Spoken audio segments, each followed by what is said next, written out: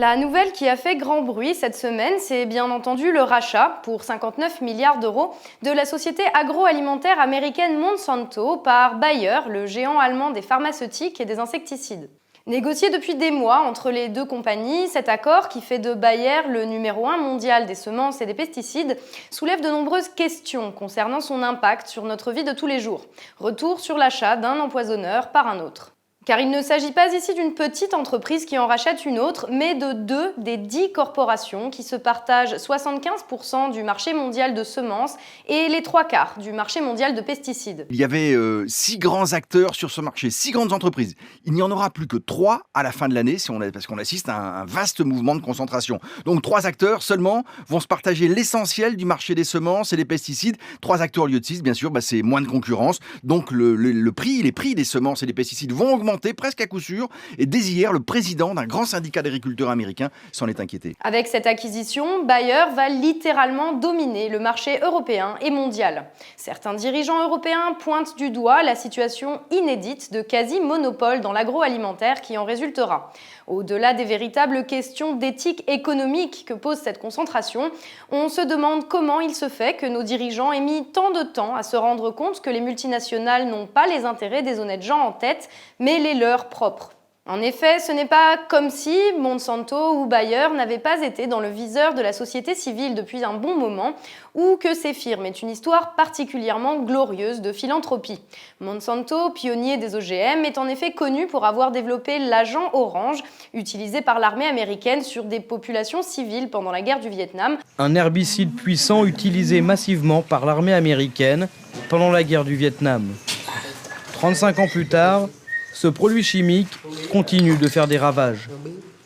Ou encore le fameux Roundup, un herbicide considéré comme responsable de nombreux cancers et que nous peinons encore à faire interdire. C'est le nom commercial donné par Monsanto au glyphosate, un herbicide dit non sélectif ou total parce qu'il détruit toutes les plantes.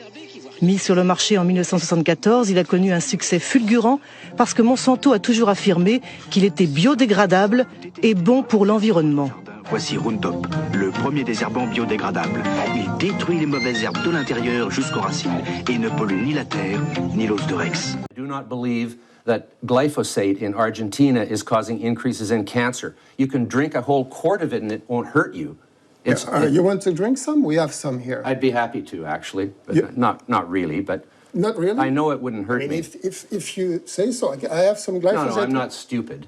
Plus récemment, ce sont les semences résistantes aux pesticides qui ne donnent pas d'autres semences et que les agriculteurs sont forcés de racheter chaque année à la firme qui ont été au cœur des scandales impliquant Monsanto.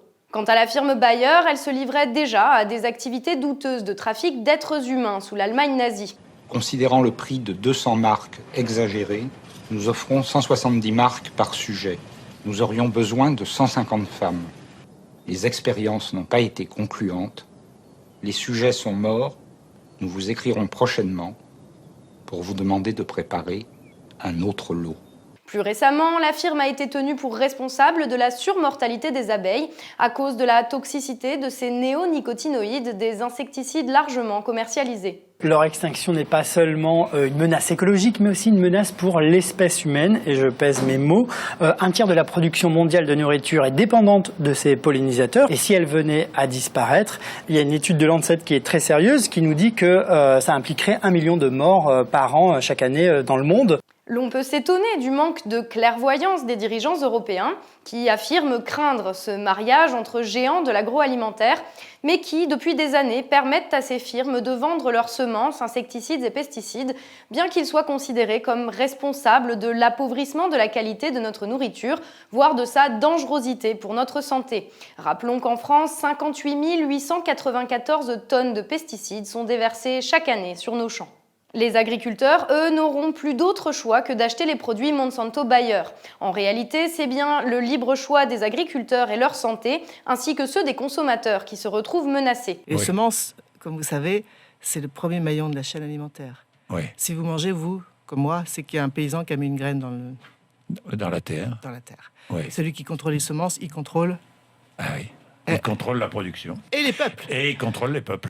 Mais pas d'inquiétude, s'il est prouvé que les herbicides, pesticides et autres produits chimiques développés et vendus par ces multinationales provoquent cancers et maladies chroniques chez les consommateurs, ces derniers pourront trouver des remèdes à leurs problèmes de santé dans les nombreux médicaments commercialisés par Bayer, qui contrôlera toute la chaîne, depuis la graine qui fera pousser le fruit dans notre assiette, jusqu'aux molécules dans les médicaments qui soigneront les maladies créées par ce que nous mangeons. Et la boucle est bouclée. Les mecs sont au top, ils maîtrisent la chaîne du cancer du début à la fin. Ils te le filent avec leur bouffe et ils le soignent avec leur médoc.